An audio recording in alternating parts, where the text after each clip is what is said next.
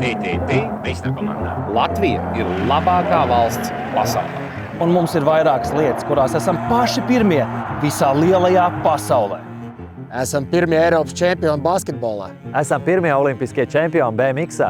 Esam pirmie olimpiskie čempioni 3x3 basketbolā.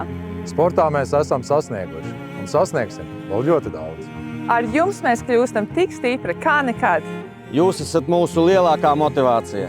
Tikai kopā ar jums mēs varam sasniegt neticamo. Sportā augstākos rezultātus nav iespējams sasniegt bez jums. Tomēr izrādās, mēs esam pirmie vēl kādā visai pasaulē tik ļoti zināmā tradīcijā. Tradīcijā, kurā katra pieliktā roka ir tik ļoti no svara.